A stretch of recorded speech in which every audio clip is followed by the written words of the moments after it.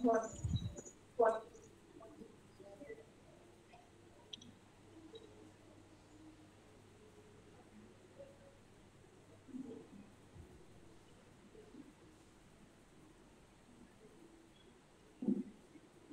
आप सभी का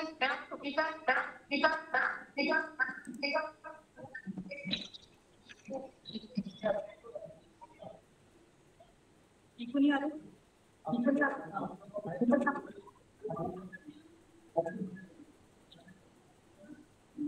कैसे करें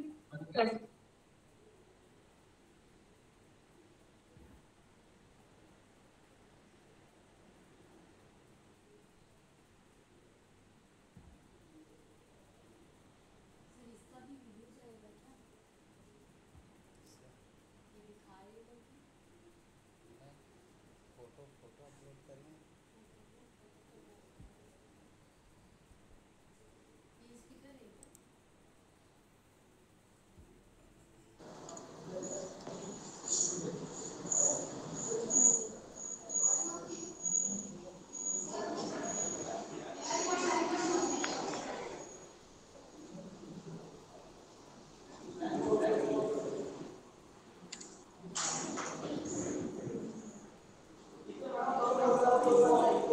पार्टिसिपेंट से रिक्वेस्ट है कि अपना माइक म्यूट मोड पर रखें। सभी पार्टिसिपेंट अपना माइक बंद करके रखें। जयमती, सुमनी, माइक ऑन करिए please. Camera start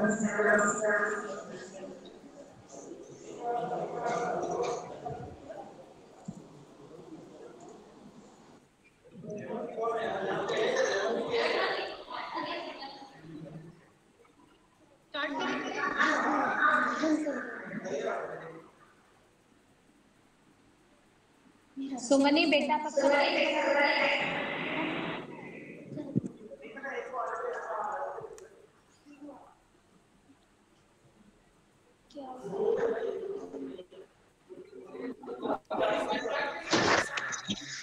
good afternoon all of you. मैं आप सभी का स्वागत करती हूँ हमारे क्वार्टर 3 एक्टिविटी बस्तर यूनिवर्सिटी के प्रोग्राम में। माननीय कुलपति महोदय Manoj Kumar Srivastava sir ji, registrar sir Rajesh Lalwani sir, IIC president Jeevan Kumar sir, our chief speaker Raunak Rathi ji, HOD ma'am Rashmi Dewangan ma'am, सारे डिपार्टमेंट के टीचर्स, सभी विद्यार्थी छात्र छात्राएं जो भी यहाँ पे उपस्थित हैं, आप सभी को मैं हमारे क्वार्टर 3 एक्टिविटी के प्रोग्राम में स्वागत करती हूँ। आप सबने अपना टाइम निकाल के यहाँ पे आए। हमारा आज का टॉपिक है raising capital and managing finance for startup, जिसके लिए हमने हमारे मुख्य वक्ता रौनक राठी जी को बुलाया है। Welcome sir. पूजा मैडम दिखी थी अभी रास्ते में। ये कंपनी सेक्रेटरी है और ये एक एंटरप्रेन्योर भी है। तो रश्मि मैम मैं आपको हैंड ओवर करती हूँ, तो आप टॉपिक के बारे में थोड़ा सा बताएंगी। Thank you Shaily ma'am.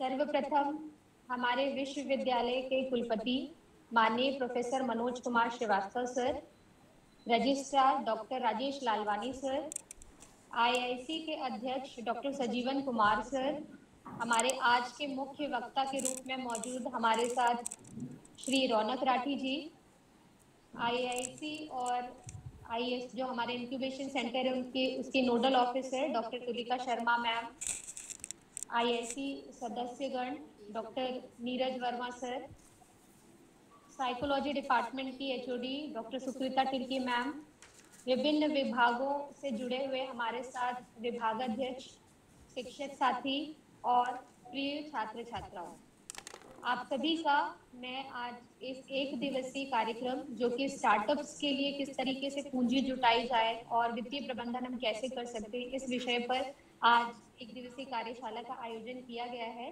इस कार्यशाला में मैं आप सभी का हार्दिक स्वागत करती हूँ, अभिनंदन करती हूँ। आज के समय में जब नवाचार और उद्यम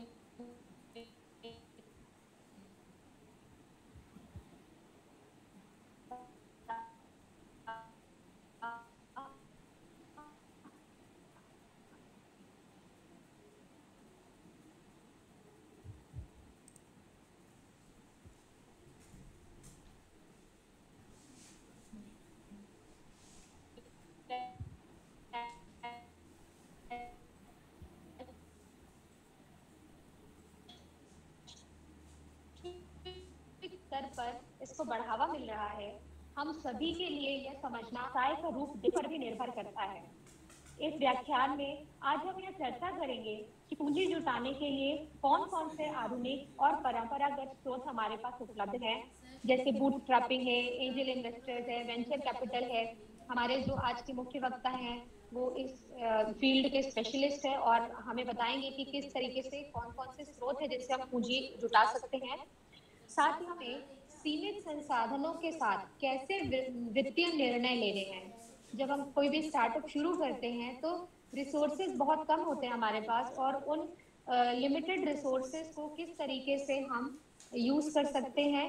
तो जो मेजर जो फाइनेंशियल डिसीजंस होते हैं वो हमें शुरुआती दौर में किस तरीके से लेने हैं, हम ये भी इस कार्यशाला के माध्यम से जानेंगे, और कैसे हम धीरे धीरे उसमें वृद्धि कर सकते हैं और अपने स्टार्टअप को एक सही दिशा में आगे ले जा सकते हैं। इस पर भी आज हम चर्चा करने वाले हैं। और अगर मैं विशेष रूप से शिक्षकों के लिए क्यों आज का ये जो कार्यशाला है, आज की कार्यशाला क्यों महत्वपूर्ण है, अगर मैं इसके लिए बात करूं तो हम जानते हैं कि छात्रों को केवल अकादमिक ज्ञान हमें नहीं देना है और उन्हें भविष्य के लिए तैयार करना भी हम शिक्षकों की जिम्मेदारी है। तो यदि शिक्षक स्टार्टअप फाइनेंस के व्यवहारिक पहलुओं को समझेंगे तो वे छात्रों को वास्तविक दुनिया की चुनौतियों का बेहतर सामना करने में मदद कर पाएंगे। तो इसलिए शिक्षकों के लिए भी आज की ये जो कार्यशाला है अधिक महत्वपूर्ण है, और मैं उम्मीद करती हूँ कि ये जो सत्र है ये न केवल जानकारी पूर्ण होगा बल्कि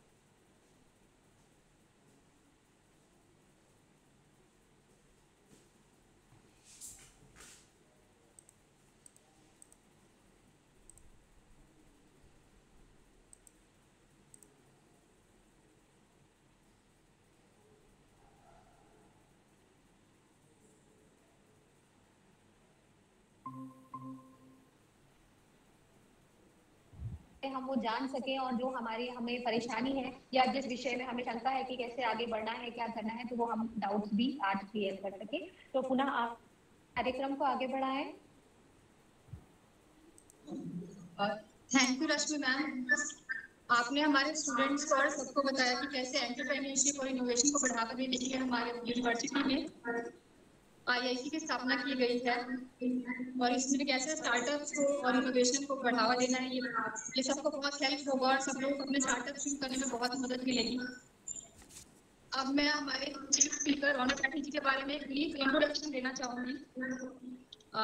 जो हमारे सामने हमारे गेस्ट हैं रौनक राठी जी, इन्होंने बहुत ही कम एज में at the age of 20 company secretary जैसा टफ एग्जाम फाइट किया, जिसमें उन्होंने ऑल इंडिया रैंक 7 एंड 21 हासिल किया, जो कि 3 स्टेजेस होते हैं सीएस के, जिसमें से 2 स्टेजेस में इतना अच्छा रैंक इन्होंने लाया। इसके अलावा इन्होंने इसके बाद इंटर्नशिप किया एक टॉप एडवाइजरी फर्म में।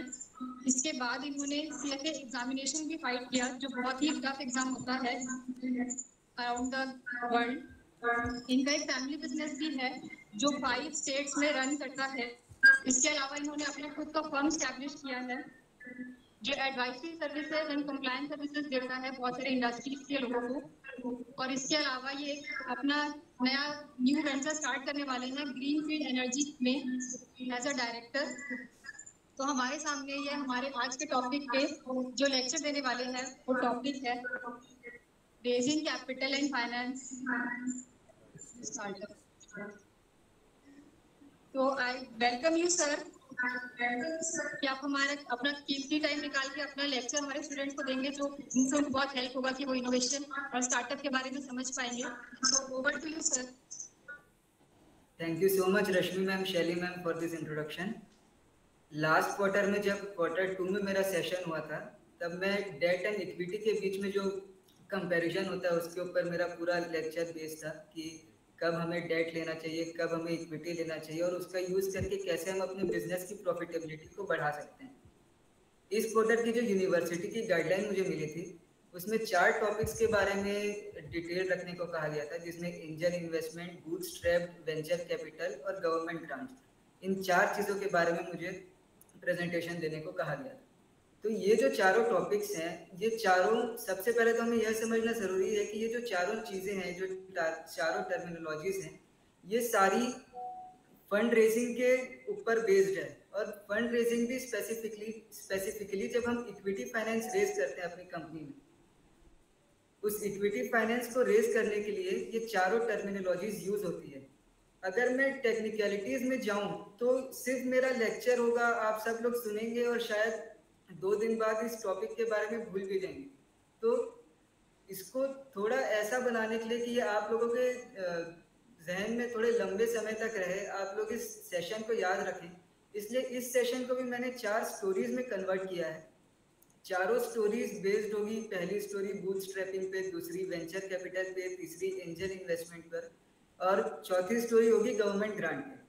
तो मैं चाहता हूं कि आप लोग बस ये स्टोरी सुनिए, और अगर आप सिर्फ इस स्टोरी को ध्यान में रखेंगे, जो 4 अलग अलग स्टोरीज मैं आप लोगों को सुनाने वाला हूँ, तब कोई भी अगर आपसे इन चारों टॉपिक्स के बारे में पूछे तो आप उन्हें लगभग बेसिक नॉलेज इस टॉपिक के ऊपर दे पाएंगे।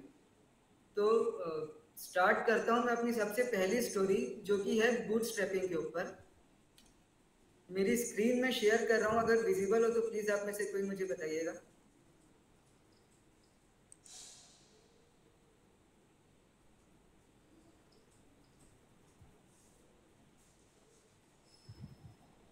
मेरी स्क्रीन विजिबल है आप लोगों को?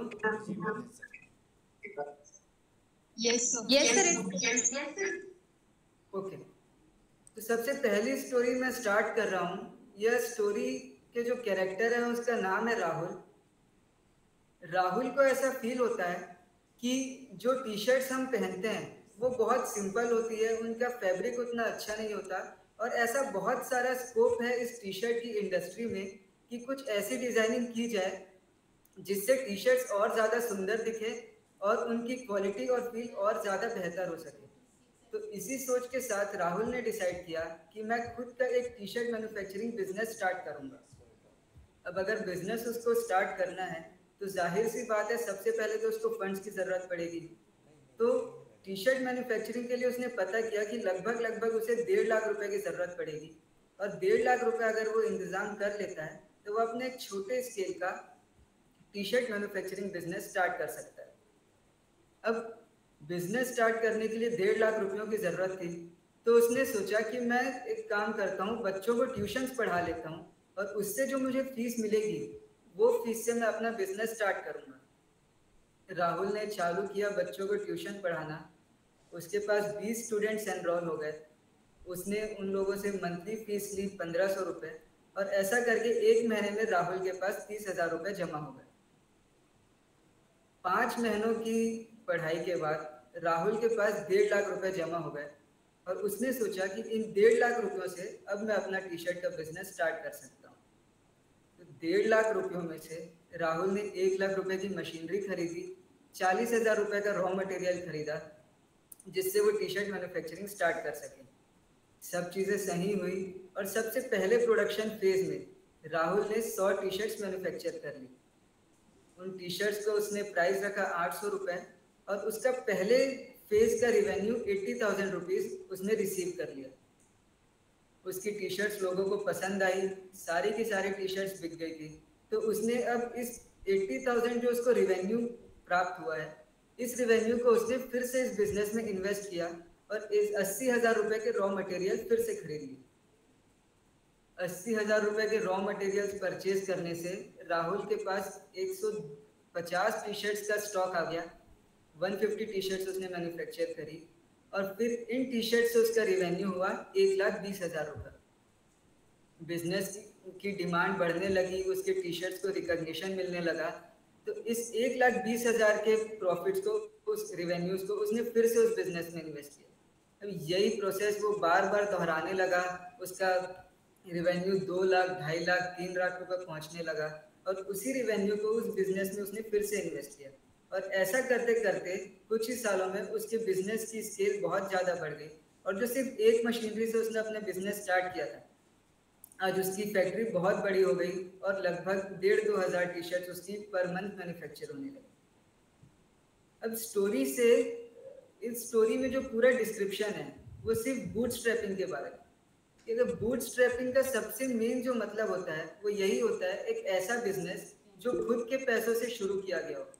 बूटस्ट्रैपिंग बिजनेस किसी और के पैसे उधार लेके, बैंक से लोन लेके, किसी आउटसाइड इन्वेस्टर को कॉन्टेक्ट करके इन तरीकों से चालू नहीं किया जाता है। बूटस्ट्रैप बिजनेस वो बिजनेस होता है जिसमें जो बिजनेस का मालिक है वो अपने घर के पैसे उसमें इन्वेस्ट करे, उस बिजनेस से जो प्रॉफिट्स उसको मिले, उस प्रॉफिट्स को वो फिर से उस बिजनेस में इन्वेस्ट करे, और बिजनेस की जो भी स्केलिंग हो सिर्फ और सिर्फ खुद के पैसों से हो। अगर बैंक से लोन लेगा अगर जो बिजनेस ओनर है वो बैंक से लोन लेता है, या किसी आउटसाइड इन्वेस्टर को अपनी पिच प्रेजेंट करता है, तो वो बूटस्ट्रैप बिजनेस की कैटेगरी से बाहर हो जाता है। बूटस्ट्रैपिंग बिजनेसेस के सबसे बड़ा फायदा यही है कि क्योंकि इसमें कोई आउटसाइड इन्वेस्टर नहीं होता, तो सारे के सारे जो प्रॉफिट्स हैं वो बिजनेस ओनर को रिसीव होते हैं। बिजनेस ओनर के पास पूरी फ्लेक्सिबिलिटी होती है, वो अपने बिजनेस को किसी भी तरीके से रन कर सके। अगर उसे कोई नया मार्केट लगता है जहाँ पे उसका प्रोडक्ट डेवलप हो सकता है, तो उस मार्केट में बिना किसी की परमिशन के पहुँच सकता है। उसे अगर उसका कोई लॉस हो रहा हो तो भी उसके ऊपर कोई आउटसाइड प्रेशर नहीं होता कि आप ये नए वेंचर्स को ट्राई मत कीजिए, आपके बिजनेस को लॉस हो रहा है। तो जो बूटस्ट्रैप बिजनेस होता है उसका अगर अपन क्रक्स देखें तो सिर्फ यही है कि जो भी प्रॉफिट्स हैं सिर्फ और सिर्फ बिजनेस ओनर के होंगे, जो भी डिसीजंस होंगे सिर्फ बिजनेस ओनर के होंगे, कोई भी आउटसाइड फंड उस बिजनेस में इन्वेस्टेड नहीं होगा। ये बूटस्ट्रैप बिजनेस की 3 सबसे बड़ी खासियत है। पर कोई भी बिजनेस का मेथड हो जिसमें फंड रेज किया जाए, कोई ना कोई drawback her method of funding में देखने को मिलेगा, क्योंकि अगर कोई ऐसा मेथड ऑफ फंडिंग हो जिसमें सिर्फ एडवांटेजेस ही देखने को मिले, तो शायद हर कोई सिर्फ वही मेथड ऑफ फंडिंग फॉलो करने लग जाएगा। बूटस्ट्रैपिंग बिजनेस में फायदे तो मैं बता दिया कि कोई आउटसाइड प्रेशर नहीं होता, सारे प्रॉफिट्स बिजनेस ओनर के होते हैं, फ्लेक्सिबिलिटी होती है। इसके कुछ डिसएडवांटेजेस भी होते हैं। सबसे पहला डिसएडवांटेज इस बिजनेस का ये होता है कि क्योंकि ओनर के पास हमेशा फंड्स लिमिटेड ही होंगे, अगर वो मार्केट से कहीं से पैसे नहीं ले रहा है, बैंक से पैसे नहीं ले रहा है, लोन नहीं ले रहा है, तो खुद के पैसे तो हमेशा लिमिटेड ही होंगे। तो क्योंकि खुद के पैसे लिमिटेड होते हैं तो इस बिजनेस को ग्रो तेजी से करने में बहुत तकलीफ होती है, क्योंकि किसी भी बिजनेस को अगर ग्रो करना हो तो ज़्यादा मशीनरी लगेगी, ज़्यादा टीम लगेगी, वर्कफोर्स लगेगी, तो उन सब के लिए पैसों की ज़रूरत होती है। और क्योंकि बूटस्ट्रैप बिजनेसेस सिर्फ खुद के प्रॉफिट्स पे डिपेंडेंट होते हैं और सिर्फ खुद के घर के पैसों पे डिपेंडेंट होते हैं, उनको ग्रो करने में थोड़ा सा समय लगता है।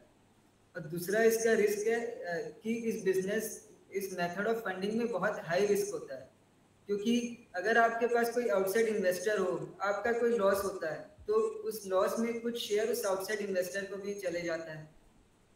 आप इस बिजनेस में पूरे खुद के ऊपर डिपेंडेंट होते हैं। अगर आपकी मान लीजिए कोई हेल्थ में आपके इशू आए या कभी कोई और तकलीफ आए, तो इन बिजनेसेस पे क्योंकि कोई आउटसाइड इन्वेस्टर, आउटसाइड मेंटर नहीं होता, ये खुद के द्वारा रन किए जाते हैं, खुद के फंड से, तो ओनर की सही स्टेबिलिटी होना इस बिजनेस के लिए बहुत ज़्यादा ज़रूरी होती है।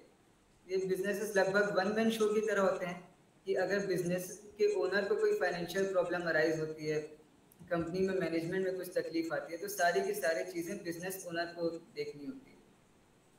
तो सबसे पहली स्टोरी मैं यहाँ पे ख़त्म करता हूँ। इसमें हम शायद ये समझ पाए कि बूटस्ट्रैप बिजनेसेस क्या होते हैं। अगर कोई आपसे समरी में पूछे तो आप इस एग्जांपल की स्टोरी को ध्यान में रख के सिर्फ इतना बता सकते हैं कि जैसा टी शर्ट के बिजनेस, उसने कोई भी आउटसाइड फंड्स को बिना लिए पहले खुद की कोचिंग स्टार्ट करी, उससे जो पैसे जुगाड़ हुए उससे उसने अपना बिजनेस स्टार्ट किया। बिजनेस का जो प्रॉफिट आया, सिर्फ उसी प्रॉफिट्स को उसने फिर से बिजनेस में इन्वेस्ट किया और इस बिजनेस को बड़ा बनाया। तो बूटस्ट्रैप बिजनेसेस प्रॉफिट्स को इन्वेस्ट कर करके बिना किसी आउटसाइड फंडिंग हेल्प के अपने बिजनेस को ग्रो करते हैं। बूटस्ट्रैप बिजनेस का एक जो बेसिक क्रक्स है वो यही होता है। आई होप आप लोगों को बूटस्ट्रैप बिजनेसेस के बारे में समझ आया होगा। अब जो नेक्स्ट टॉपिक इस सेशन पे कहा गया था मुझे बोलने के लिए, वो है वेंचर कैपिटल के ऊपर। सबसे पहले आप लोग ये बात समझ लीजिए कि हम सारी फंडिंग मेथडोलॉजीज के ऊपर डिस्कशन कर रहे हैं। हर एक जो टॉपिक है, चाहे बूटस्ट्रैपिंग हो, वेंचर कैपिटल हो, एंजल इन्वेस्टमेंट हो, गवर्नमेंट ग्रांट हो, हर टॉपिक का बेसिक यही है कि हम बिजनेसेस में फंड्स को लेके आ रहे हैं कहीं ना कहीं से, और कहाँ से लेके आ रहे हैं उसका डिफ्रेंसिएशन ये 4 अलग अलग नाम है। बूटस्ट्रैपिंग में हम खुद का पैसा लेके आते हैं, वेंचर कैपिटल में हम आउटसाइड इन्वेस्टर का पैसा लेके आते हैं। तो मैं अपनी सेकंड स्टोरी स्टार्ट कर रहा हूँ जिसमें मैं वेंचर कैपिटल के बारे में आप लोगों को समझाऊंगा। सेकंड स्टोरी का जो कैरेक्टर है, उस कैरेक्टर का नाम है राघव। राघव एक कॉलेज स्टूडेंट था और अपने कॉलेज का फैशन आइकॉन था। उसको ऐसा फील हुआ कि एक ऐसा ऐप बनाना कितना अच्छा होगा जिसमें लोग अगर अपनी फ़ोटो अपलोड करें तो वो ऐप उनके फेस के अकॉर्डिंग जो सबसे बेस्ट हेयर स्टाइल हो वो उनको सजेस्ट करे। उसमें बहुत सारी हेयर स्टाइल के ऑप्शंस हो जिसमें लोग चेंज कर करके यह देख सके कि उनके ऊपर कौन सी हेयर स्टाइल सबसे ज़्यादा सूट हो रही हो। और सिर्फ ये हेयर स्टाइल ही नहीं, वो साथ ही साथ हेयर स्टाइल को सेलेक्ट करके अपने एरिया के एक सैलून में अपना अपॉइंटमेंट फाइनल कर सकें, जिससे उनका वेटिंग टाइम कम हो, उनके पास एक फिक्स्ड टाइम हो कि इस टाइम पे उनका अपॉइंटमेंट है इस सैलून में, और वो उस सैलून में जाके अपना सेलेक्टेड हेयर कट करवा सकें। राहुल स्टार्ट किया इसने अपना बिजनेस, ये राघव ने।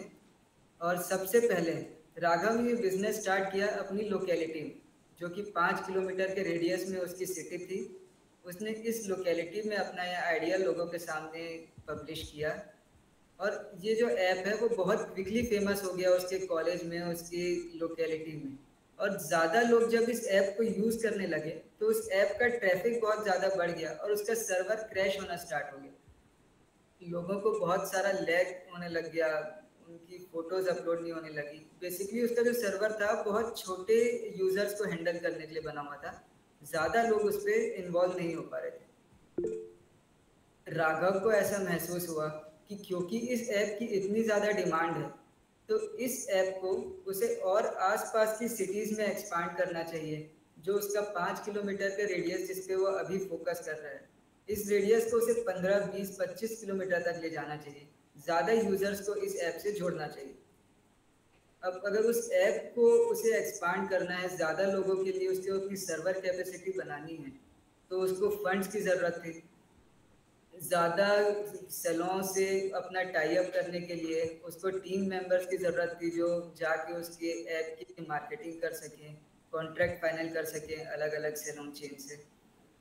तो इन सब के लिए जो फंड्स की ज़रूरत थी उसके लिए राघव ने डिसाइड किया कि मैं एक वेंचर कैपिटल फर्म को कॉन्टैक्ट करूंगा। उसने एक वेंचर कैपिटल फर्म के बारे में पता किया जिसका नाम था जेडी कैपिटल्स। राघव ने अपना आइडिया जेडी कैपिटल्स के सामने रखा।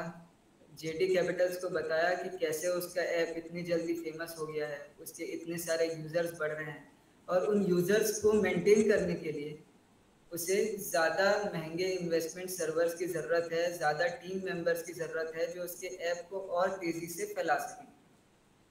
जेडी कैपिटल्स को वो आइडिया भी पसंद आया और राघव के ऐप की सक्सेस भी उन्होंने देखी कि इतनी जल्दी इतने ज़्यादा यूज़र्स इसने इकट्ठा कर लिए। तो जेडी कैपिटल्स तैयार हो गया राघव को फंड्स देने के लिए। पर जेडी कैपिटल्स फंड्स फ्री में तो नहीं देगा, कोई भी किसी को फंड्स फ्री में नहीं देता। तो जेडी कैपिटल्स ने डिमांड किया कि मैं आप लोगों को, राघव को 20 लाख रुपए दे दूंगा, पर उसके बिहाफ में मेरे को कंपनी का 20% शेयर होल्डिंग चाहिए। राघव को भी पैसों की ज़रूरत थी, तो उसने हामी भर दी इस एग्रीमेंट पे कि ठीक है मैं आपसे 20 लाख रुपए लूंगा और बदले में अपनी कंपनी का 20% शेयर दे दूंगा। 20 लाख रुपए राघव को मिलने के बाद उसने इन्वेस्ट किया इस पूरे बिजनेस, उस पैसों को अपने बिजनेस में, अपनी सर्वर कैपेसिटी बढ़ाई, नए लोगों को हायर किया, उसका ऐप और ज़्यादा रेडियस में फैलने लगा। 20, 25, 30 किलोमीटर तक उसके ऐप की रेडियस बढ़ गई और अपनी लोकेलिटी का एक बहुत फेमस ऐप वो बन गया।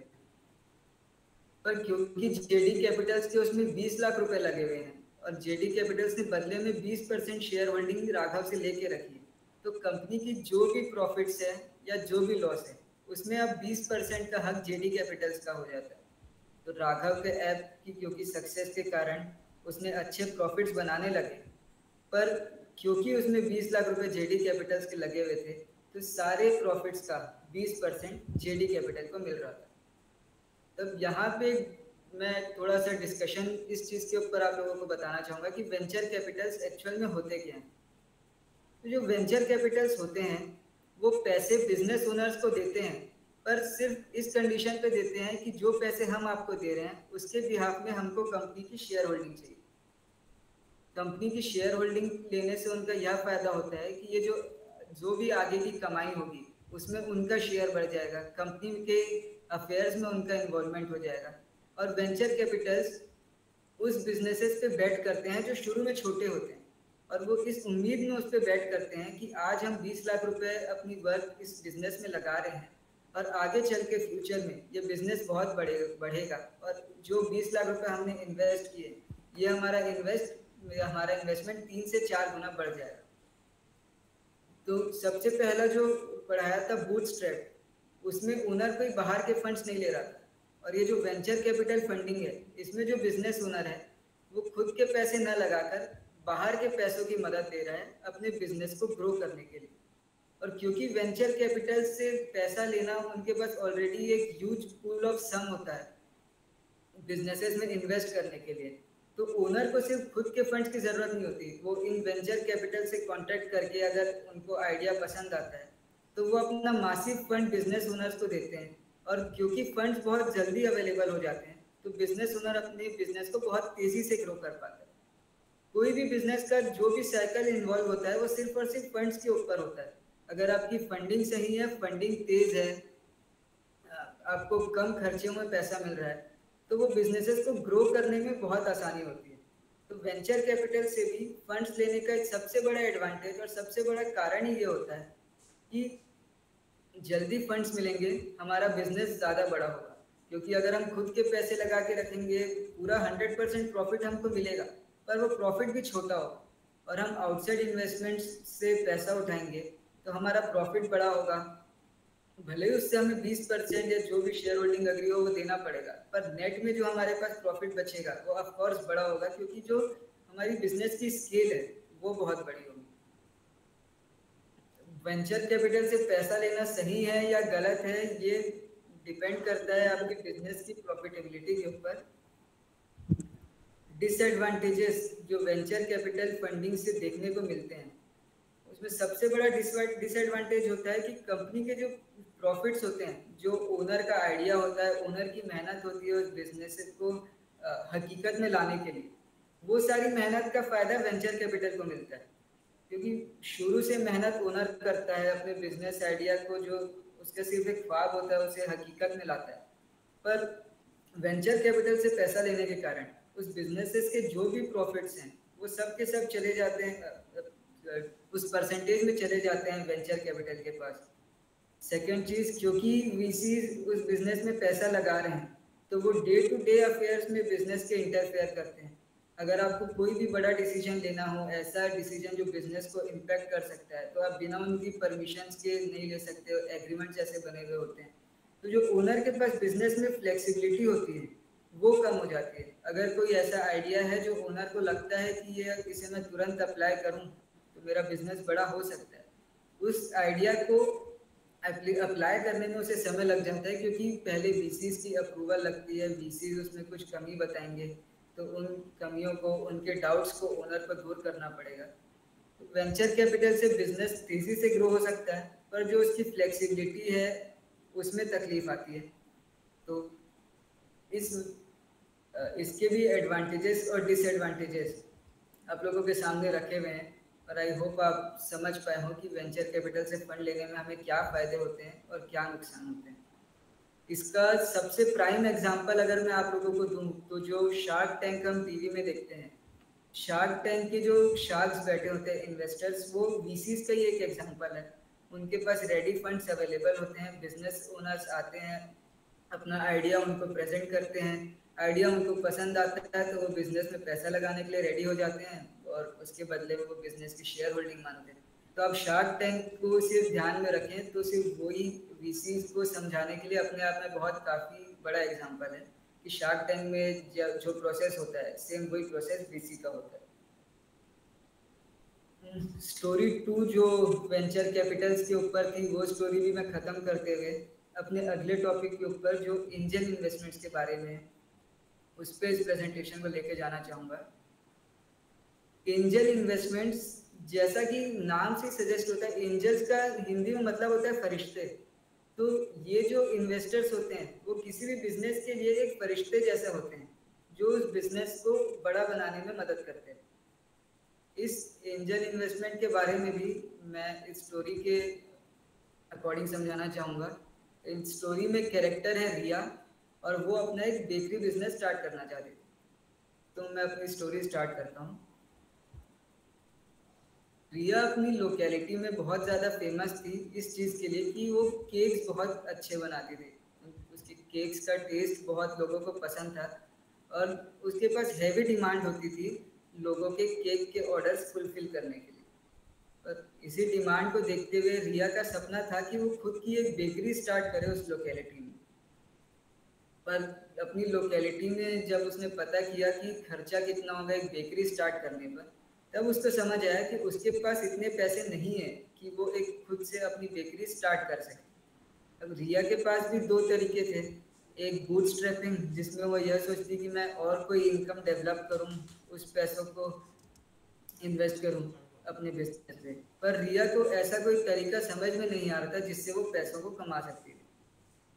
तो रिया ने सोचा कि मैं भी वेंचर कैपिटल्स को कांटेक्ट करती हूँ कि वेंचर कैपिटल से मुझे अगर फंड मिल जाता है तो मैं अपनी बेकरी को स्टार्ट कर पाऊंगी। रिया ने भी कांटेक्ट किया जेडी कैपिटल को फंड्स के लिए, पर जेडी कैपिटल्स को ऐसा लगा कि ये बिजनेस बहुत छोटे स्केल का बिजनेस है और इतने कस्टमर्स में इतनी ज़्यादा प्रॉफिटेबिलिटी नहीं हो सकती कि रिया की एक बेकरी स्टार्ट हो पाए। तो जो JD Capitals venture capital fund थी उन्होंने रिया को रिफ्यूज़ कर दिया कि हम आपको पैसे नहीं दे पाएंगे क्योंकि आपका बिजनेस का स्केल अभी इतना बड़ा नहीं है कि हम पैसों लगा के उसमें कुछ रिटर्न की उम्मीद कर सकें। रिया बहुत चिंता में आ गई कि उसका यह सपना जो बेकरी स्टार्ट करने का है वो पूरा कैसे होगा। उसकी लोकेलिटी में एक दिन एक केक मेकिंग कंपटीशन हुआ जिसमें रिया ने पार्टिसिपेट किया। उस कंपटीशन की जो जज थी वो इस कंट्री की एक फेमस बेकरी चेन की ओनर थी। जब जज ने रिया का केक टेस्ट किया तो जज को वो काफ़ी पसंद आया और उसे केक बहुत यूनिक लगा। तो जज ने रिया को कांटेक्ट किया, उनसे पूछा कि आप कहाँ बेकरी में काम करते हो या आपकी खुद की बेकरी है, आप खुद घर में केक बनाते हो, क्या करते हो। तो रिया ने बताया कि मैं अभी तो अपनी लोकेलिटी में घर में केक बनाती हूँ पर मेरा एक सपना है कि मेरी भी एक खुद की बेकरी हो। जज रिया के टेस्ट से इम्प्रेस होके और उसके एम्बिशन से इम्प्रेस होके जज इस चीज़ के लिए तैयार हो गई कि मैं आपको फंड्स दूंगी, आप अपना ये बेकरी का सपना पूरा कीजिए। अब एंजल इन्वेस्टर, उसमें नाम ही एंजल है, तो वो एंजल इन्वेस्टर्स ऐसे इन्वेस्टर्स होते हैं जो सिर्फ अपना रिटर्न पाने के लिए उस बिजनेस पे इन्वेस्ट नहीं करते। वो फरिश्तों की तरह होते हैं जिन्हें लगता है कि कोई ऐसा एंटरप्रेन्योर है जिसके पास काफ़ी अच्छा आइडिया है और मेरी मदद से ये बड़ा बन सकता है। तो एंजल इन्वेस्टर्स वो लोग होते हैं जो सबसे पहले भरोसा करते हैं किसी बिजनेस पे, कि आज ये बिजनेस पे कोई भरोसा नहीं कर रहा है, या बिजनेस छोटा है, इसके पास फंड्स का एक्सेस नहीं है, पर मैं इस बिजनेस पे अपना फंड लगा के इस बिजनेस को बड़ा बनाऊंगी मेंटरशिप सपोर्ट से। वो लोग तब रिस्क लेते हैं जब दूसरे लोग रिस्क लेने से डिनाई कर देते हैं। जो छोटे आइडियाज होते हैं उनको बिग बिजनेसेस में कन्वर्ट करने के लिए एंजल इन्वेस्टर्स अपना फंड देते हैं। और एंजल इन्वेस्टर्स, जैसा मैंने बताया, सिर्फ और सिर्फ रिटर्न के पर्सपेक्टिव से फंड्स नहीं देते कि मैं 20 लाख रुपए दे रहा हूँ, मुझे 20% रिटर्न चाहिए। वो यूजुअली मेंटरशिप रोल के हिसाब से उस बिजनेस में इन्वॉल्व होते हैं। लाइक वो दानवीर जैसे लोग होते हैं जो अपना फंड उस बिजनेस पे लगाते हैं कि ठीक है, रिटर्न मुझे कम मिले, जो भी मिले, पर उन्हें कोई आइडिया पसंद आ रहा है, सोसाइटी का उससे कुछ फायदा हो सकता है, तो उन लोग वैसे बिजनेसेस पे अपना फंड इन्वेस्ट करते हैं। तो वीसीज और एंजल इन्वेस्टर्स ये आपस में थोड़ा सा कंफ्यूज हो सकते हैं आप लोग कि दोनों आउटसाइड इन्वेस्टर से पैसा लेना है। तो सबसे पहले तो एंजल वर्ड को ध्यान में रखिए कि जो एंजल वर्ड है इन्वेस्टर के साथ जुड़ा हुआ, ये जो इन्वेस्टर्स होते हैं वो सिर्फ रिटर्न पर्सपेक्टिव से नहीं, एक गाइडेंस के हिसाब से किसी छोटे आइडिया को बड़ा बनाने के लिए उसको सजेशन देना, उसके अफेयर्स में गाइड करना कि इन तरीकों से चलिए तो आपकी चेन बड़ी हो सकती है, वो उस रोल में ज़्यादा एज अ टीचर वो ज़्यादा इन्वॉल्व होते हैं। और जो वेंचर कैपिटल्स होते हैं वो प्योर बिजनेसमैन के पर्सपेक्टिव से कि हम 20 लाख रुपए इसमें लगा रहे हैं, हमें कब हमारा पैसा वापस मिल सकता है, हमारा पैसा कितना गुना बढ़ सकता है। वेंचर कैपिटल से हमेशा ऐसी उम्मीद की जाती है कि वेंचर कैपिटल जो होते हैं वो सिर्फ अपने फ़ायदे के लिए करते हैं, पर जो एंजल इन्वेस्टर्स होते हैं वो बिजनेस के फ़ायदे के लिए उसमें पैसा लगाते हैं। 3 डिफरेंट मोड ऑफ फाइनेंसिंग के बारे में हमने डिस्कशन कर लिया है। सबसे पहला बूटस्ट्रैपिंग, जो टी शर्ट वाले बिजनेस का मैंने एग्जांपल दिया था। सेकंड, वेंचर कैपिटल, जो हेयर स्टाइल ऐप के बारे में, राघव के बारे में मैंने एग्जांपल दिया था। और तीसरा, एंजल इन्वेस्टमेंट, जो ये रिया की बेकरी के बारे में मैंने एग्जांपल दिया। इन तीनों के बीच में डिफ्रेंसिएशन करते हुए भी अपन आगे बढ़ रहे हैं कि हम समझ सकें कि सारे पैसे बिजनेसेस में डालने के ही तरीके हैं, पर तीनों में छोटे छोटे कुछ डिफरेंस है जिनके कारण उनको अलग अलग कैटेगरीज में रखा गया। चौथे अपने टॉपिक के बारे में अपन आगे बढ़ते हैं, जिस टॉपिक का नाम है गवर्नमेंट ग्रांट्स, तो गवर्नमेंट के द्वारा दिया हुआ ग्रांट।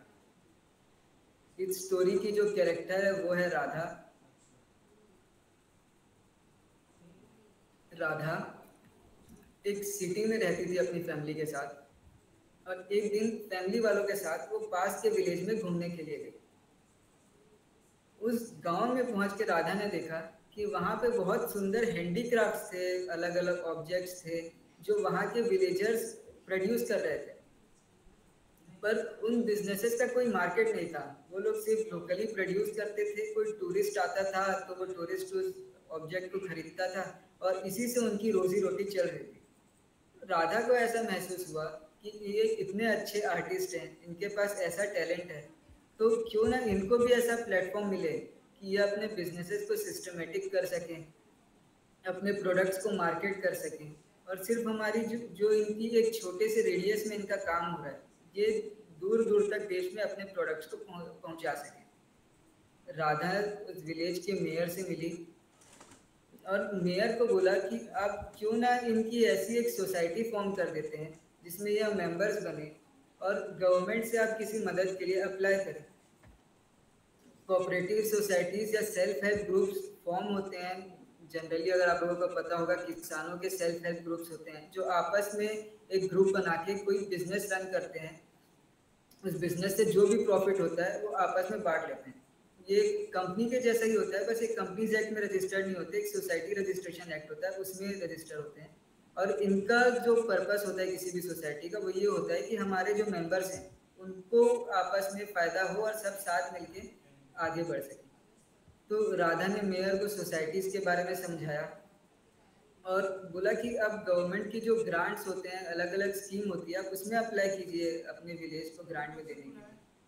तो मेयर को भी यह चीज़ सही लगी और मेयर ने एक सोसाइटी फॉर्म करी वहाँ के लोगों की और गवर्नमेंट के सामने पेपर्स प्रस्तुत किए कि उनके विलेज को ग्रांट मिलना चाहिए इस बिजनेस को स्केल करने के लिए। उनके इस आइडिया का इंस्पेक्शन और असेसमेंट हुआ जब गवर्नमेंट को ग्रांट के लिए वो अप्लाई किए और इस सोसाइटी को, इस विलेज के लोगों को 50 लाख रुपए गवर्नमेंट ने ग्रांट के रूप में दे दिए। 50 लाख रुपए जब उन बिजनेस को ग्रांट में मिला उस सोसाइटी को, तो वहाँ के जो विलेजर्स हैं इससे बहुत खुश हुए और सबका एक ही मत था कि अब जो हमें यह पैसा मिला है, अब हमें इस पैसों को सिस्टमेटिक प्रोडक्शन फैसिलिटीज़ में इन्वेस्ट करना है, अच्छी फैक्ट्रीज लगाना है, मार्केटिंग करनी है जिससे हमारे प्रोडक्ट्स दूर दूर तक पहुँचे। और इस आइडिया को प्रेजेंट करने से उनके गांव में बहुत ज़्यादा एम्प्लॉयमेंट अपॉर्चुनिटीज़ भी इम्प्रूव होगी क्योंकि फैक्ट्रीज लगेगी, लोग काम में लगेंगे, तो उसके उनके गांव का ओवरऑल बेनिफिट इसमें बहुत ज़्यादा होगा। उन लोगों ने अपनी प्रोडक्शन फैसिलिटी स्टार्ट करी सोसाइटी बना के और क्योंकि प्रोडक्ट बहुत अच्छे थे वो थ्रू आउट द कंट्री बहुत जल्दी पॉपुलर होने लग गए। अब उनके पास फंड्स का एक्सेस भी था 50 लाख रुपयों से, तो उन्होंने सारी मार्केटिंग में खर्च करके इस प्रोडक्ट को फेमस कर दिया। गवर्नमेंट ग्रांट के बारे में भी मैं आप लोगों को 3 चीज़ें बता देता हूँ। गवर्नमेंट ग्रांट जो होता है वो गवर्नमेंट के द्वारा प्रोवाइड किया हुआ फ्री फंड होता है और गवर्नमेंट वो ग्रांट उन चीज़ों पे देती है जब गवर्नमेंट को ऐसा फील होता है कि ये पब्लिक एट लार्ज के लिए बहुत ज़्यादा बेनिफिशियल है कि ग्रांट देने से किसी सोसाइटी में, किसी गांव में एजुकेशन बढ़ सकती है, कहीं पे नया टेक्नोलॉजी का डेवलपमेंट हो सकता है, कहीं पे एम्प्लॉयमेंट अपॉर्चुनिटीज़ बहुत बढ़ सकती है। तो गवर्नमेंट का ग्रांट देने का कारण ही ये होता है कि जब गवर्नमेंट ग्रांट देती है तो उससे जो जिस भी बिजनेस को वो ग्रांट मिला है वो सोसाइटी एट लार्ज के लिए बेनिफिशियल हो। कोई ऐसा एजुकेशन सेंटर जो बच्चों को फ्री में पढ़ाए उसके लिए गवर्नमेंट ग्रांट देती है, एम्प्लॉयमेंट अपॉर्चुनिटीज़ बढ़े फैक्ट्रीज में किसी गांव में उसके लिए गवर्नमेंट ग्रांट देती है, किसी रिसर्च को प्रमोट करने के लिए गवर्नमेंट ग्रांट देती है। और गवर्नमेंट ग्रांट की सबसे बड़ी खासियत ये होती है कि यह ग्रांट आप लोगों को कभी भी वापस करने की ज़रूरत नहीं होती। ग्रांट का मतलब ही फ्री फंड होता है। तो बाकी आप लोगों ने एंजल इन्वेस्टमेंट से अगर पैसे लिए तो एंजल इन्वेस्टर को कभी ना कभी वो पैसे लौटाने हैं। वेंचर कैपिटल से आपने पैसे लिए तो आपको वेंचर कैपिटल को कभी ना कभी वो पैसे लौटाने। पर जो गवर्नमेंट से आपको ग्रांट मिला होता है उन पैसों को आपको कभी गवर्नमेंट को लौटाना नहीं होता। गवर्नमेंट को प्रोवाइड ही इसलिए करती है कि वो सोसाइटी का उससे कुछ भलाई कर सके। गवर्नमेंट ग्रांट में कुछ खास डिटेल्स बताने जैसा नहीं है। तो 4 अलग अलग मेथड ऑफ फाइनेंसिंग यहाँ पे मेरी खत्म होती है: bootstrapping, angel investment, venture capital और गवर्नमेंट ग्रांट्स। एक और टॉपिक जो उसमें लिखा हुआ था, जो मुझे गाइडलाइन मिली थी, उसमें था फाइनेंशियल फोरकास्टिंग के ऊपर। तो फाइनेंशियल फोरकास्टिंग का अगर मैं यहाँ से कोई स्क्रीन बना के आप लोगों के सामने प्रेजेंट करूँ तो वो पॉसिबल बिल्कुल नहीं होता है क्योंकि फाइनेंशियल फोरकास्टिंग अपने आप में बहुत टेक्निकल टॉपिक होता है जिसमें हम एक्सेल शीट्स में यह पूरी प्लानिंग चॉक आउट करते हैं कि कैसे आज हमारी सेल्स ये है, अगर हमारी सेल इसी तरीके से 5-5% बढ़ती रही तो हमारी सेल्स कहाँ जाएगी, फिक्स कॉस्ट हमारे बिजनेस की होंगी। तो जो फाइनेंशियल फोरकास्टिंग है, अब ऐसा मान के चलिए कि वो पूरी की पूरी एक एक्सेल शीट में प्लानिंग की जाती है जिसमें हम अलग अलग सिनेरियोज बनाते हैं। एग्जाम्पल के लिए 3 सिनेरियोज हम बनाते हैं कि बेस्ट केस सिनेरियो रहा, वर्स्ट केस सिनेरियो रहा या नॉर्मल केस सिनेरियो रहा। तो इन 3 अलग अलग सिनेरियोज में हमारे बिजनेस की प्रॉफिटेबिलिटी कहाँ तक जाएगी। बेस्ट केस सिनेरियो में हम यह अज्यूम करते हैं कि सारी चीज़ें अच्छी गई, जो हम अज्यूम कर रहे हैं उतनी हमारी सेल्स हुई, उतने हमारे बिजनेस के कॉस्ट कम हुए, तो हमें यह प्रॉफिट होगा। वर्स्ट केस सिनेरियो में हम यह अज्यूम करते हैं कि जो हम सोच रहे हैं उसके अगेंस्ट हमारी यह सेल गई, हमारे कॉस्ट बहुत ज़्यादा बढ़ गए। तो ऐसे अलग अलग सिनेरियोज हम डिज़ाइन करते हैं जिसे हम एक्सेल शीट में फीड करते हैं, तो वो हमें फ्यूचर बिजनेस की प्रॉफिटेबिलिटी को स्केल करने में मदद करता है कि आज हमारे पास आज हमारे पास ये सोर्सेज अवेलेबल हैं, और अगर आगे का सिनेरियो ऐसा चलता रहा तो हम कहाँ तक पहुँच सकते हैं।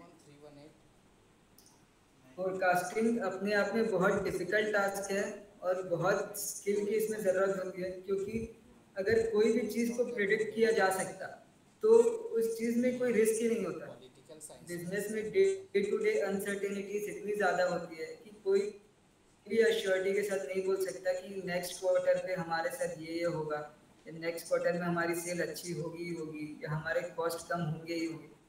कोई भी इंसान शायद या दुनिया का अश्योरिटी के साथ बोल सके, क्योंकि इतनी ज़्यादा अनसर्टेनिटीज इन्वॉल्व होती है।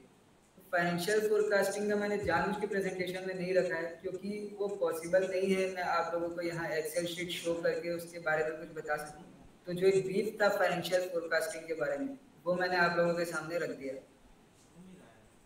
इसी के साथ ये जो चारों टॉपिक्स थे उसके बारे में मैंने बता दिया, angel investment, bootstrapping, venture Capitals.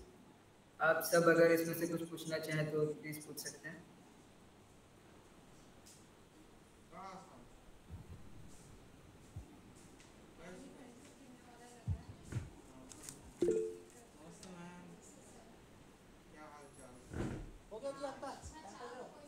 Sir ये तो आपने सोर्सेज ऑफ फंड्स बताए कि हमें कोई नया प्रोडक्ट स्टार्ट करना है तो उसके लिए हम कौन से सोर्सेज है जिसको टैप करेंगे। इससे आपकी वॉइस थोड़ी सी ब्रेक हो रही है मैम। एक minute sir.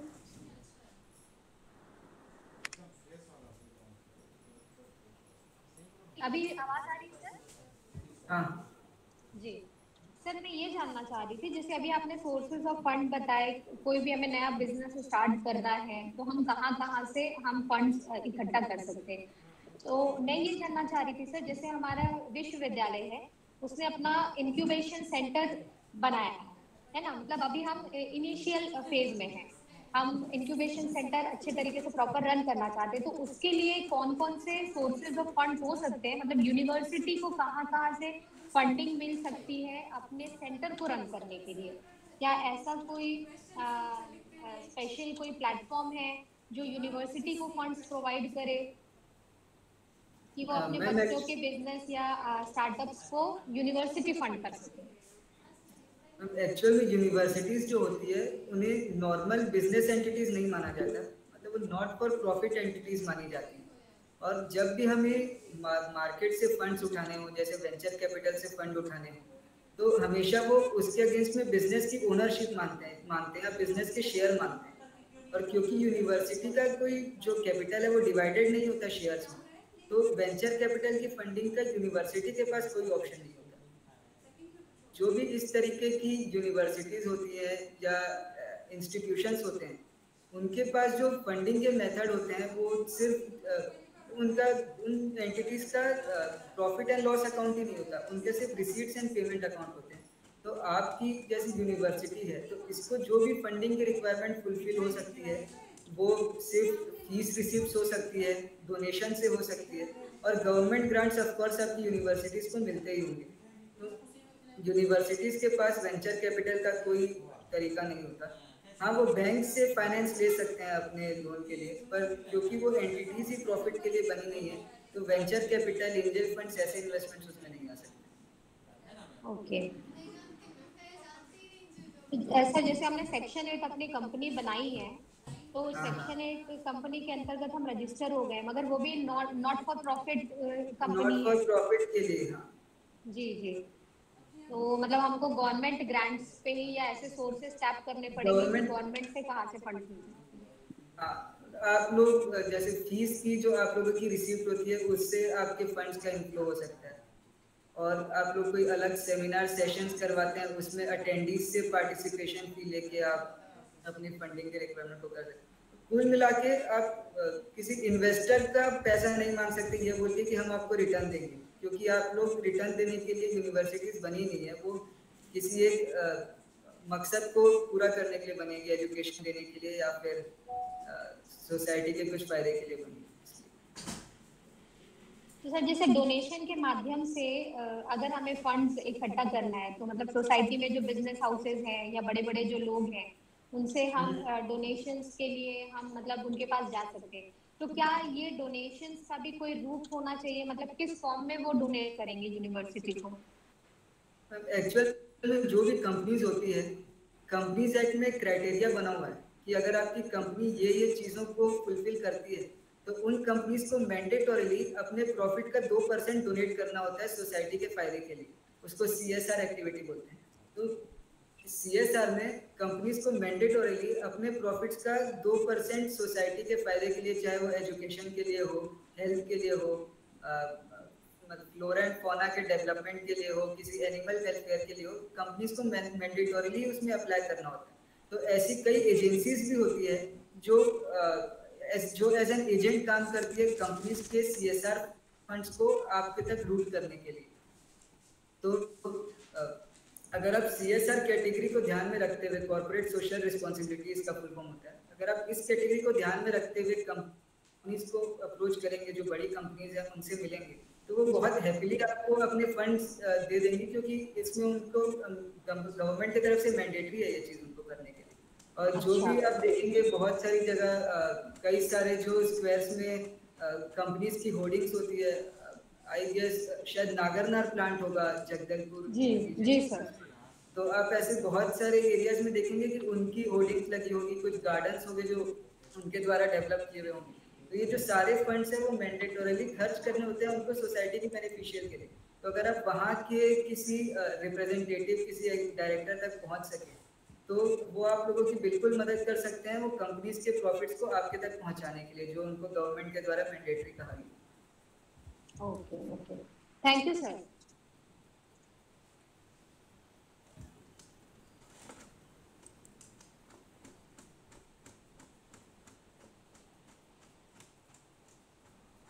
Good afternoon sir.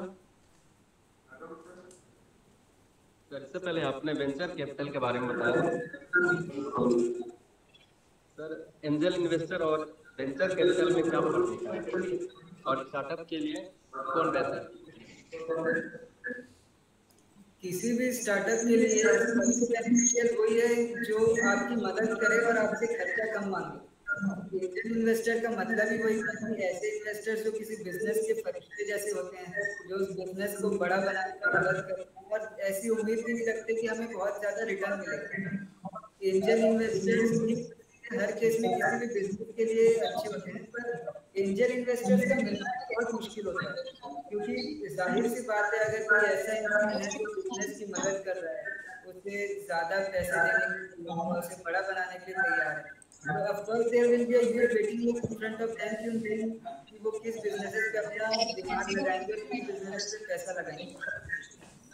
तो वेंचर कैपिटल क्योंकि सिर्फ फायदे के लिए होते हैं, इन्वेस्टर बिजनेस को बड़ा बनाने के लिए होते हैं, तो एंजल इन्वेस्टर्स भी हमेशा बिजनेस के लिए फायदेमंद होते हैं।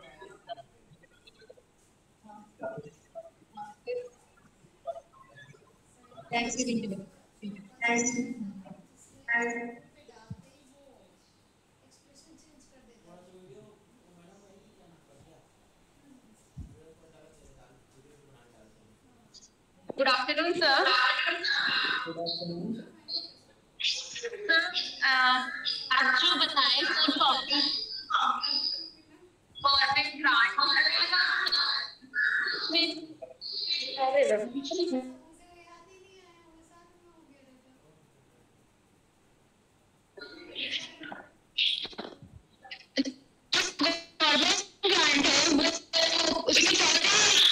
क्या प्रोसेस है?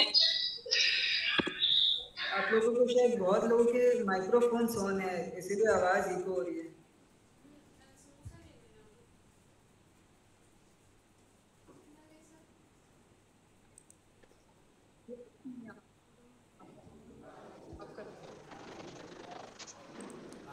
तो मेरा क्वेश्चन क्लियर नहीं है, इको हो रहा है। सर मेरा क्वेश्चन ये है कि 4 टॉपिक जो आप बताए गवर्नमेंट ग्रांटेड, उसमें प्रोसेस क्या है, मतलब पैसा इन्वेस्ट करने? गवर्नमेंट के जो ग्रांट्स हैं वो बेसिकली अलग अलग स्टेट्स के हिसाब से गवर्नमेंट की पॉलिसीज होती है और उन पॉलिसीज तक पहुंचने के लिए आप लोगों को डायरेक्ट अप्रोच करना तो बहुत मुश्किल है। अगर मैं प्रैक्टिकली बताऊं तो किसी ना किसी के थ्रू ही आप उस ग्रांट तक पहुंच सकते हैं। जैसे हमारे घर के पास एक एनजीओ स्कूल स्टार्ट हुआ है, उन स्कूल्स में फ्री में एजुकेशन प्रोवाइड की जाती है बच्चों को।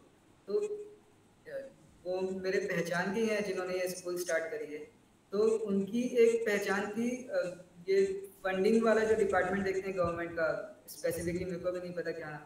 तो अभी उन्होंने उस स्कूल के लिए 20 लाख रुपए का ग्रांट गवर्नमेंट से उनको मिला है। और इस चीज़ के लिए उसका प्रोसेस यही होता है कि एक डिटेल रिपोर्ट बना के देनी होती है, आपको स्पेसिफाई करना होता है कि आप उसमें क्या कर रहे हैं। गवर्नमेंट की टीम इवन इंस्पेक्शन के लिए भी आती है उस जगह पर चेक करने के लिए।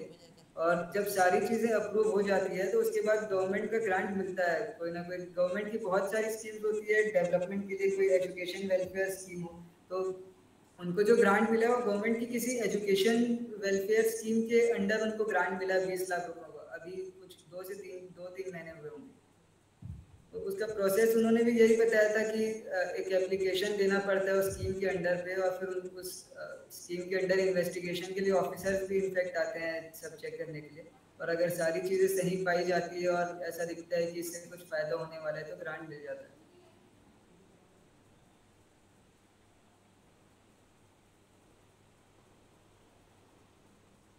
Yes, sir. Sir, एक और question. जो आप बोले angel investment, वो कैसे होता है?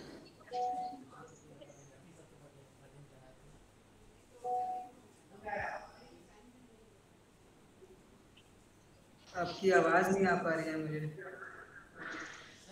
Sir, आप angel investment कैसे पता चलेगा कि कौन है?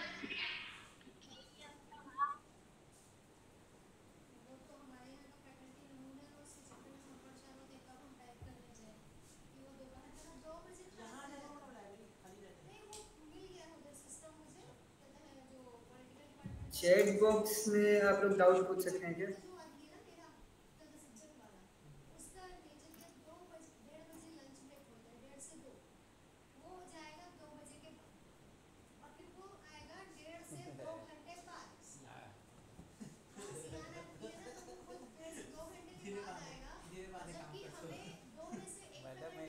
एक आध क्वेश्चन स्वागत।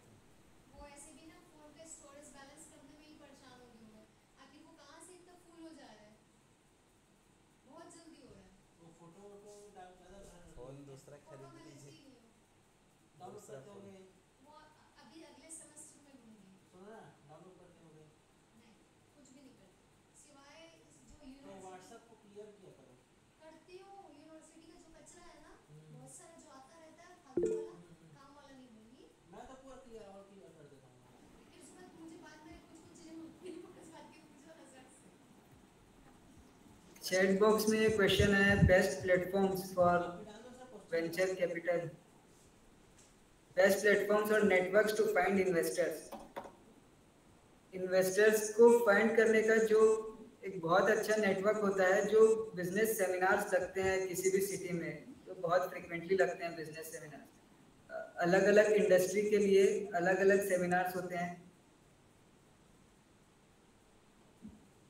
मैं ऑडिबल हूँ आप लोगों को? जी सर ऑडिबल है सर। बिजनेस इन्वेस्टर्स को फाइंड करने के लिए बहुत सारे सेमिनार सेशंस होते हैं किसी भी सिटी में। आई एम नॉट श्योर आपकी सिटी में वो हो रहे होंगे नहीं, पर हमारी सिटी में हर महीने कोई ना कोई इंडस्ट्री स्पेसिफिक सेशन सेमिनार होता ही है। जैसे अभी रिसेंटली स्टील मैन्युफैक्चरर्स का एक सेशन, एक सेमिनार था, 3 दिन की उनकी वर्कशॉप थी यहाँ पे खुले। तो अब ये सब जगह जाके पार्टिसिपेट उसमें करके वहाँ पे आप लोगों को एक बहुत ready pool of business owners मिलते हैं जहाँ पे आप उन लोगों से कांटेक्ट कर सकते हैं। अब वेंचर कैपिटल स्पेसिफिकली आप सर्च करेंगे तो कुछ फर्म्स काम करती है सिर्फ इसी चीज़ का। जैसे एग्जांपल के लिए आप मधु केला एक बहुत फेमस इन्वेस्टर है हमारी कंट्री के, उनकी एक वेंचर कैपिटल फर्म रन होती है। और भी ऐसे बहुत सारे प्लेटफॉर्म्स है, आप जरूर गूगल में एक बार सर्च कीजिए कि प्लेटफॉर्म्स फॉर वेंचर कैपिटल, तो उसमें आप लोगों को वो फर्म्स मिल जाएंगी जिनका काम ही ये है कि वो नए आइडियाज़ को अपने सामने सुनती है और उसमें फंड्स प्रोवाइड करती है। One such which I know is Madhu Kela ji, एक बहुत बड़े इन्वेस्टर है हमारी कंट्री के, तो उनकी एक वेंचर कैपिटल फर्म रन होती है। और भी ऐसे आई गेस हज़ारों ऐसे वेंचर कैपिटल फर्म्स होगी हमारी कंट्री में, जिनका काम ही सिर्फ ये है कि वो नए आइडियाज़ को अपने सामने रखें और उन पे पैसे लगा के रिटर्न मांगे। जो हम शार्क टैंक के ओनर्स देखते हैं, उनकी भी of course venture capital firms होगी ही, जिससे वो बिजनेसेस पे इन्वेस्ट करते हैं।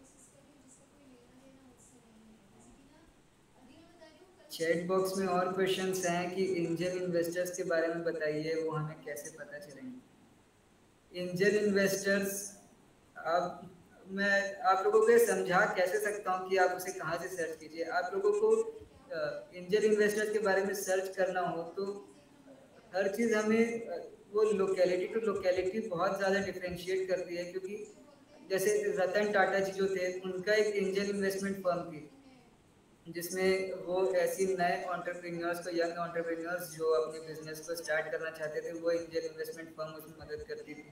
और भी एंजल इन्वेस्टमेंट फर्म्स जो रन होती है वो जनरली बहुत सक्सेसफुल बिजनेस ओनर्स के द्वारा रन की गई होती है। जैसे हमारे रायपुर के एक बहुत फेमस है फिनोलॉजी बाय प्रांजल कामरा, अगर आप लोगों ने उनका यूट्यूब चैनल देखा होगा तो उनके मिलियंस ऑफ सब्सक्राइबर्स हैं। रायपुर बेस्ड वो इन्वेस्टमेंट फर्म है और अब वो इस एंजल इन्वेस्टिंग के काम में आ चुके हैं कि नए टैलेंट्स को, जो हमारे शहर के नए लोग अपना स्टार्टअप प्लान करते हैं, वो उन बिजनेसेस में अपना पैसा देते हैं और उनकी मदद करते हैं, मेंटरशिप करते हैं कि आप इस बिजनेस को कैसे आगे बढ़ा सकते हैं। तो जो एंजल इन्वेस्टर्स होते हैं वो जनरली सक्सेसफुल बिजनेस ओनर्स होते हैं, जो सिर्फ अब आगे सिर्फ फ़ायदे के लिए नहीं पर सोसाइटी के फ़ायदे के लिए काम करना चाहते हैं।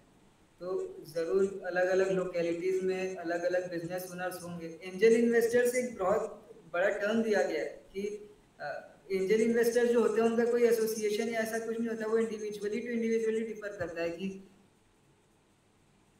सोसाइटी के बेनिफिशियल काम में हिस्सा लेने का। तो जो ऐसा अपना माइंडसेट रखते हैं कि हम नए एंटिटीज़ को ग्रो करेंगे, नए बिजनेसेस को हेल्प करेंगे, तो वो एज एन एंजल इन्वेस्टर उस बिजनेस पे पैसे लगाते हैं।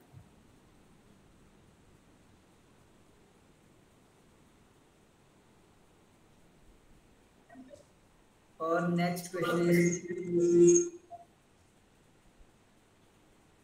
How can I make sure my financial records are investor ready. जाहिर सी बात है, अगर कोई भी इन्वेस्टर होगा और वो आपके बिजनेस पे पैसे लगाने के लिए आएगा, तो वो सिर्फ यह चीज़ देखेगा कि आप अपने बिजनेस की सेल्स को किस तरीके से बढ़ा रहे हैं ओवर द पास्ट ईयर्स, और उस सेल को बढ़ाने के लिए क्या आपको उस सेल को बढ़ाने के लिए आपको पैसे कितने खर्च करने पड़ रहे हैं और आपके पास प्रॉफिट्स कितने बच रहे हैं। तो अपने फाइनेंशियल रिकॉर्ड्स को इन्वेस्टर रेडी करने के लिए तो आपके फाइनेंशियल्स जो होंगे, आपके बिजनेस की जो हेल्थ होगी, वही तो आपके फाइनेंशियल्स में दिखेगी बिजनेस की। तो उसको इन्वेस्टर रेडी बनाने के लिए आप इंडस्ट्री स्टैंडर्ड्स या अकाउंटिंग स्टैंडर्ड्स जो फॉलो करने होते हैं कंपनीज को कंपलसरीली, आप उन स्टैंडर्ड्स के हिसाब से अपनी अकाउंटिंग पॉलिसीज़ को रखिए। और अगर आप उन स्टैंडर्ड पॉलिसीज़, अकाउंटिंग स्टैंडर्ड्स को फॉलो करके अपने बिजनेस की अकाउंटिंग करेंगे, तो आपका बिजनेस के जो रिकॉर्ड्स हैं वो खुद ब खुद सारे बता देंगे कि आपके बिजनेस की हेल्थ कैसी है और आपका बिजनेस कितना ज़्यादा ग्रो कर रहा है, कैसा कर रहा है।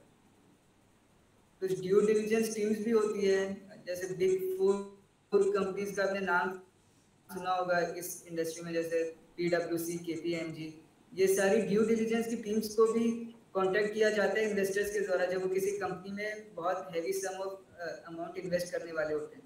तो ये कंपनीज जाती है, उनकी कंपनीज के सारे अकाउंटिंग रिकॉर्ड्स को चेक करती है, फाइनेंशियल डेटा देखती है, ड्यू डिलिजेंस करती है और फिर इन्वेस्टर को बताती है कि इनके रिकॉर्ड्स ठीक हैं। तो अगर आपको अपने फाइनेंशियल रिकॉर्ड्स इन्वेस्टर रेडी करना है, तो सीधी सी बात है, आपको सिर्फ अपनी अकाउंटिंग स्टैंडर्ड्स को फॉलो करना है। और जो भी आपकी फाइनेंशियल हेल्थ होगी आपके बिजनेस की, वो उस रिपोर्ट में अपने आप समझ आ जाएगी।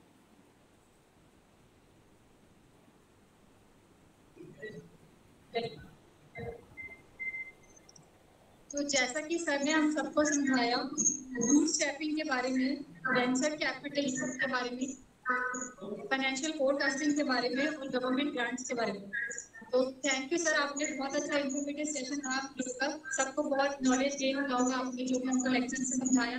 इतने अच्छे से एग्जाम्पल के साथ आपने सबको अपना सेशन दिया, अपना टाइम निकाल के समझाया। अब मैं थैंक्स गिविंग के लिए बुलाना चाहूंगी रंजीता मैम को। मैम माननीय कुलपति महोदय, शहीद महेंद्र कर्मा विश्वविद्यालय कुल सचिव महोदय, विश्वविद्यालय के वरिष्ठ प्राध्यापक, शिक्षक और छात्र छात्राओं को मेरा नमस्कार। मैं आज के इस कार्यक्रम में सभी का धन्यवाद करना चाहूंगी जिनकी वजह से आज का यह कार्यक्रम सफल हो सका। सर्वप्रथम मैं विश्वविद्यालय के माननीय कुलपति महोदय प्रोफेसर मनोज कुमार श्रीवास्तव सर का धन्यवाद देती हूँ। विश्वविद्यालय के कुल सचिव डॉक्टर राजेश सालवानी सर को धन्यवाद देती हूँ और इस कार्यशाला के मुख्य वक्ता मिस्टर रौनक राठौर सर का धन्यवाद करती हूँ। आपकी विशेषज्ञता और अनुभव ने हमें एंटरप्रेन्योरशिप के महत्व और उसके विभिन्न पहलुओं के बारे में गहरी समझ प्रदान करी। आपके मार्गदर्शन ने हमें विद्यार्थियों के बिजनेस आइडिया को विकसित करने और उन्हें सफल बनाने के लिए प्रेरित किया। सर आपका बहुत बहुत धन्यवाद। वरिष्ठ प्राध्यापक IIT president doctor Sajeevan sir, nodal अफसर doctor Tulika Sharma ma'am, head of department psychology doctor Sushmita Singh ma'am, head of department commerce doctor Rashmi Dewangan ma'am एवं IIT मैम का बहुत बहुत धन्यवाद ज्ञापन करती हूँ। साथ ही साथ अन्य अध्ययनशालाओं से जुड़े प्राध्यापकों का बहुत बहुत धन्यवाद देती हूँ और मेरे प्यारे बच्चों को भी बहुत बहुत धन्यवाद देती हूँ। Thank you sir, thank you all. मैं सभी को रिक्वेस्ट करती हूँ कि सब अपना वीडियो ऑन रखें ताकि हम ऑनलाइन अटेंडेंस स्क्रीनशॉट के लिए सब अपना वीडियो ऑन करें।